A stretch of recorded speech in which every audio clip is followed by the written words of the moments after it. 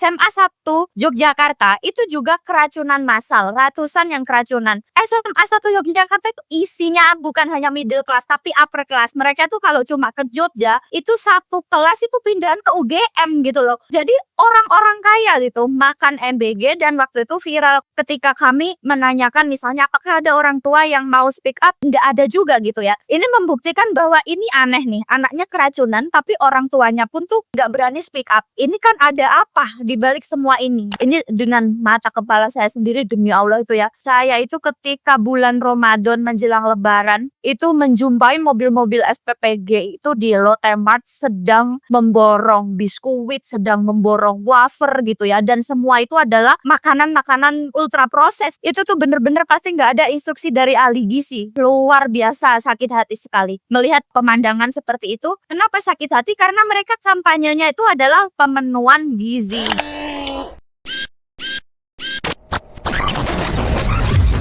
Perkenalkan, saya Kalis Mardiasi. Saya di sini mewakili elemen masyarakat sipil, khususnya dari Suara Ibu Indonesia di Yogyakarta.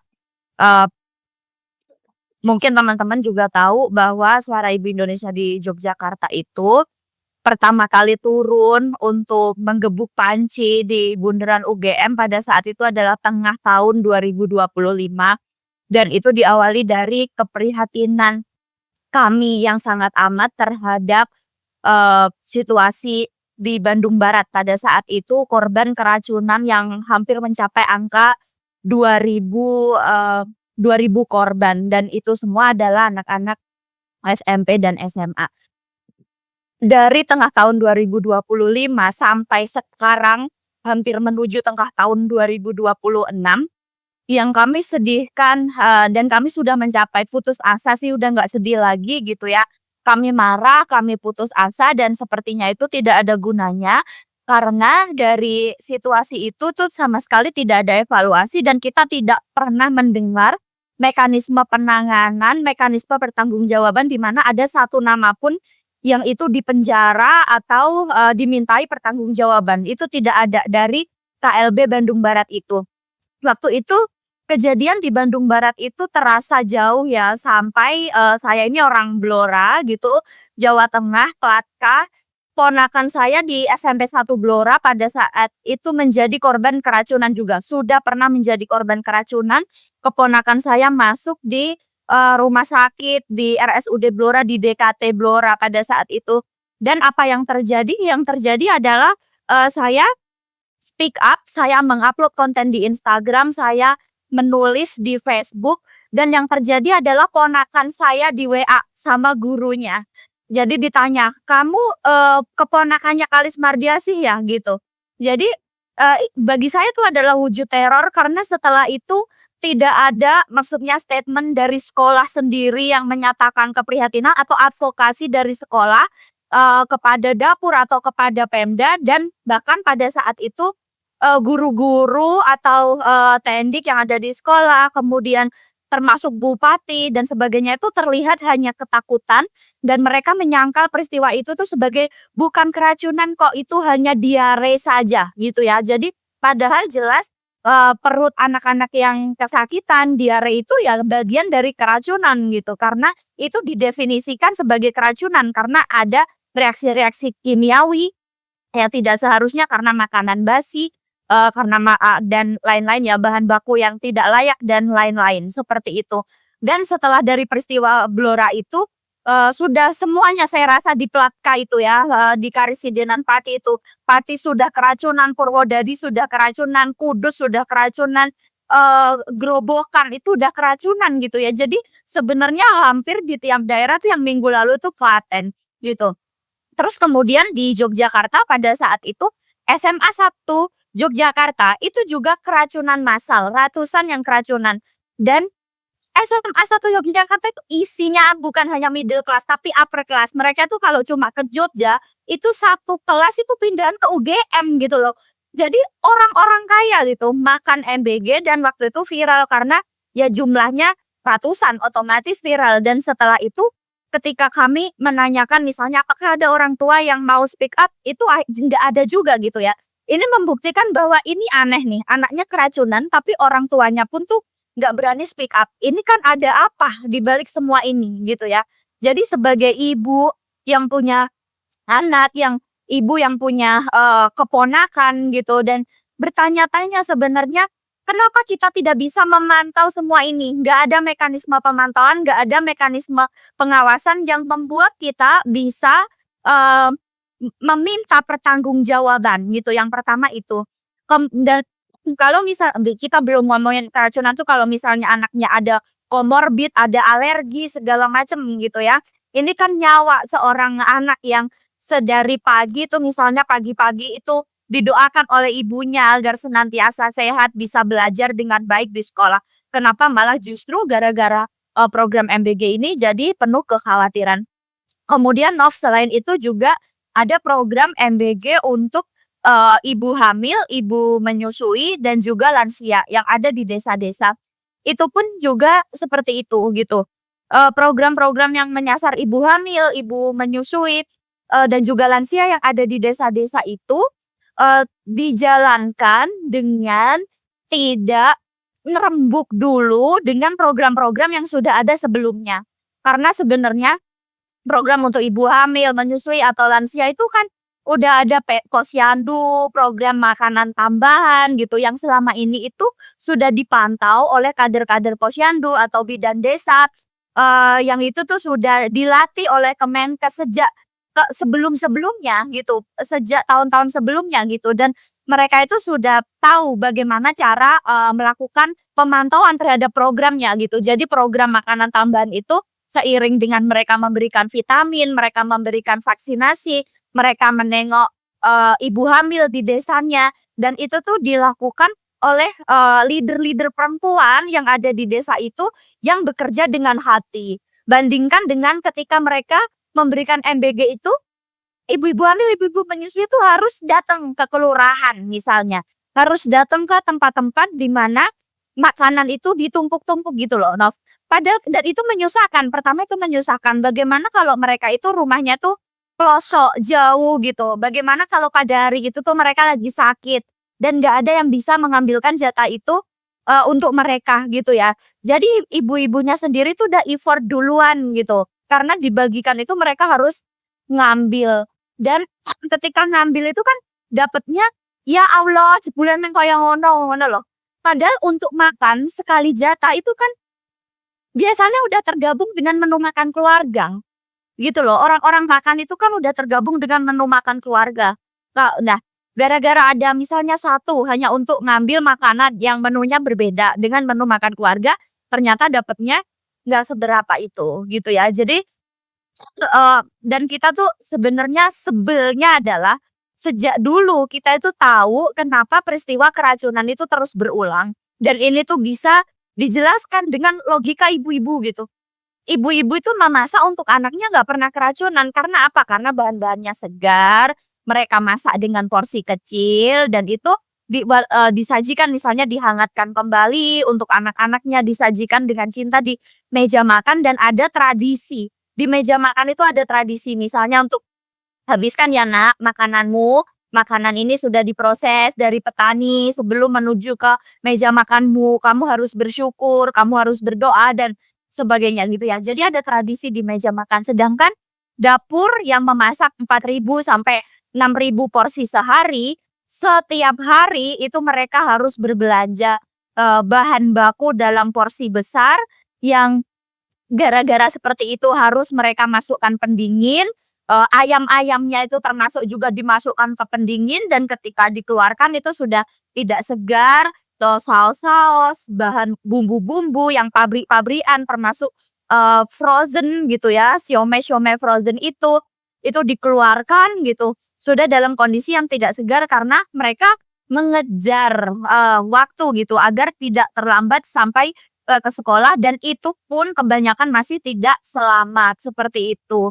Jadi, eee, yang dimaksud oleh Mas Ai tadi terhadap, desain tata kelola itu kan seperti itu ya. Jadi, sebuah dapur yang harus memasak dalam porsi besar setiap harinya 4.000 sampai 6.000 kemudian mengejar untuk diantar-antarkan itu saja sebetulnya sudah tidak masuk akal dan kita sebagai orang tua itu cenderung tidak bisa memeriksa dapur-dapur itu karena dijaga oleh keamanan yang sangat ketat gitu. Kita tidak tahu di dalamnya bagaimana mekanisme penyimpanan bahan baku, bagaimana cara mereka memasak gitu ya, karena kita pasti akan dicurigai untuk melakukan, "Ngapain kamu di sini?" dan lain-lain gitu. Dan kalau ini dengan mata kepala saya sendiri demi Allah itu ya, saya itu ketika bulan Ramadan menjelang lebaran, eee, sedang akan berbelanja, itu menjumpai mobil-mobil SPPG itu di Lotte-Mart sedang memborong biskuit, sedang memborong wafer gitu ya, dan semua itu adalah, makanan-makanan ultra proses gitu karena mereka Eee, dibagikan dalam wujud keringan itu ketika Ramadan. Jadi itu jelas sesuatu yang udah nggak benar ya, saya tuh sedih banget itu ketika melihat pemandangan itu tuh mereka, melempar-lempar itu, kotak-kotak wafer, biskuit dan jelas cara mereka berbelanja itu seadanya gitu loh. Jadi jelas gitu, yang berbelanja waktu itu tuh serombongan bapak-bapak gitu ya, dan mereka pasti hanya mendapatkan pesan untuk, "Ya wes yang penting kamu tuh belanja apa saja," gitu ya, biskuit, wafer seadanya gitu. Saya membayangkan itu instruksinya seperti itu, gitu ya. Itu tuh bener-bener pasti nggak ada instruksi dari ahli gizi gitu ya, karena mereka itu bener-bener sedapetnya gitu. Kalau mereka dapat wafer yang rasa coklat, kalau habis yang rasa vanila, kalau habis yang rasa jeruk, seperti itu, yang penting itu masuk ke mobil-mobil belanja SPPG itu gitu ya. Jadi sebagai ibu itu seorang ibu tuh luar biasa sakit hati sekali melihat, pemandangan seperti itu. Kenapa sakit hati? Karena mereka kampanyenya itu adalah pemenuhan gizi gitu yang ditujukan untuk misalnya, mencegah stunting lah gitu ya, ini hak anak bangsa dan lain-lain. Tetapi dalam implementasinya mereka tidak ada mekanisme pemantauan, tidak dengan hati, tidak ada mekanisme pengawasan, mmm dan yang seperti itu, Nov, gitu. Itu dari saya. Saya rasa aktivisme hari ini yang paling rentan dan berbahaya itu adalah aktivisme yang menyuarakan kritik kepada NBG dan mungkin juga program prioritas presiden yang lain seperti Kopdar Merah Putih. Saya, berorasi, di aksi Kamisan pada saat itu, Nov, saya bilang, bahwa memberi makan anak-anak tanpa melibatkan ibu-ibunya, tanpa melibatkan orang tuanya, ini sama saja dengan menyamakan anak-anak dengan hewan ternak, aku bilang gitu kan.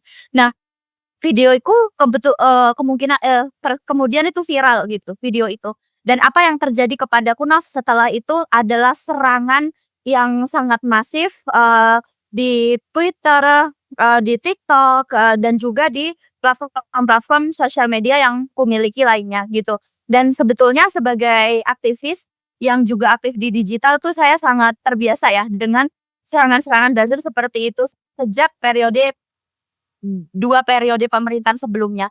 Tetapi yang saya alami ketika, dalam konteks mengkritik MBG ini sangat lain, Nov, gitu.